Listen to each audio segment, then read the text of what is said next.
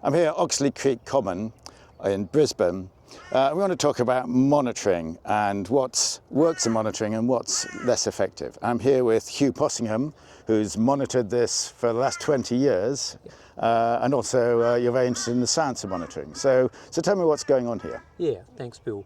So Australia has adopted a fairly standardised bird monitoring method for terrestrial birds, which is called the 20-minute 2-hectare count method.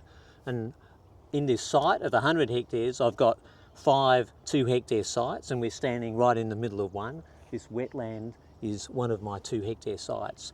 And I make sure I come here every 2 or 3 months and do a 20-minute count in these 5 sites consistently for the last 8 years, year after year. So the main thing is the same method, and that method is being used by people all over Australia in dryland sites and woodland sites and small wetlands. And so we can compare from place to place, of course. And then the fact I've been doing it for a long time is important. And we can look at a spot like this, which you can see is a wetland, but it's been invaded by water hyacinth. And so there's lots of water hyacinth down here, isn't it? It's South American, right. Isn't it? That's right. And it comes and goes. Sometimes it's full of water hyacinth, and sometimes it's completely disappeared over the last 8 years, so I write that in the notes. And then we can start asking questions about the impact of water hyacinths on birds and get statistically rigorous data about that.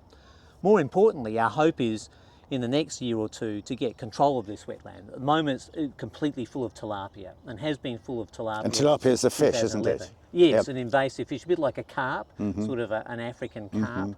It destroys these wetlands, so the water quality is very poor, it's very turbid. And it's also been full for too long, so the tilapia are full. So the only thing that really likes it are pelicans and cormorants, because they're getting a lot of fish.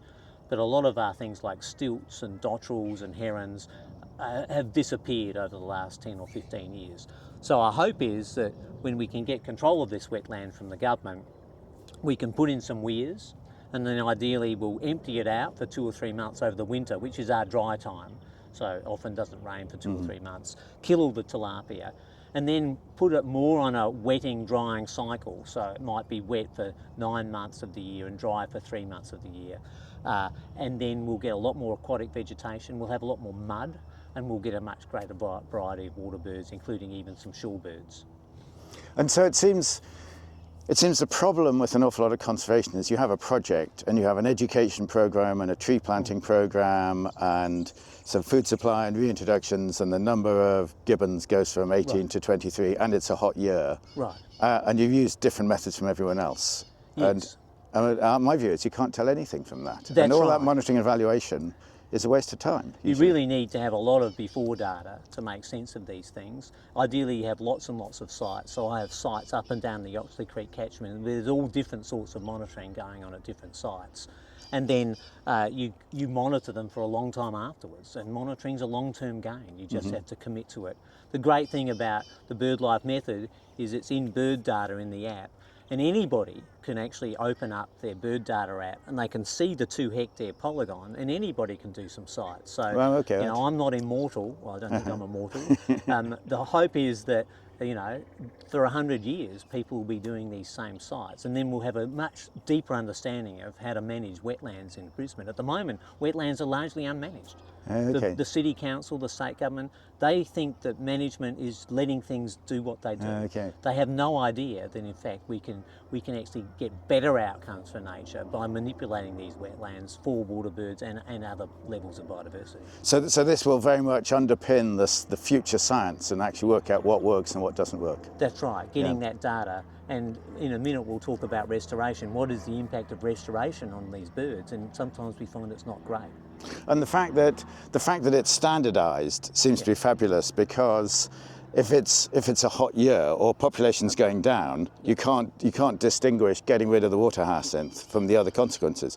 But if you've got standard measures all over Australia, you can then say, well, in general it's going down, and the fact it's going down here doesn't actually matter. That's right. It's not the management you're doing, it's a general decline. So the fact that we have thousands of bird watchers using the same method replicated across the whole country, and more every year are coming on board with these standardised 20-minute 2-hectare counts. So why do you think most conservation projects don't do this? Most conservation projects don't have a before, don't have a control, don't have standardised methods, and don't have a question. Yeah, so, and these things we learnt when we did first and second year science. It's not as though this is, you need a PhD, this is fairly standard stuff.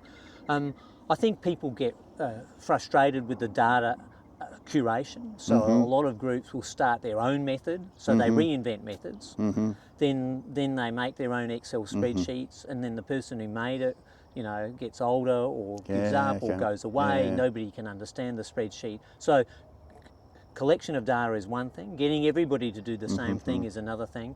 The next thing is, can you get somebody to look after your data? And the final thing, of course, is analysis, which nobody likes doing, let alone the writing up.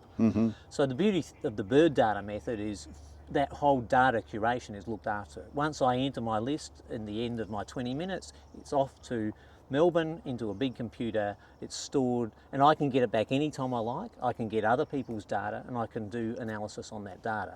Of course, the analysis is always going to be a challenge, but then that's why we have lots of honours students and PhD students. Yeah. Fabulous. Yeah, visionary. That's kind of, this is what we need for conservation practice everywhere. Yeah, definitely. Thanks, Hugh. Thanks, Bill.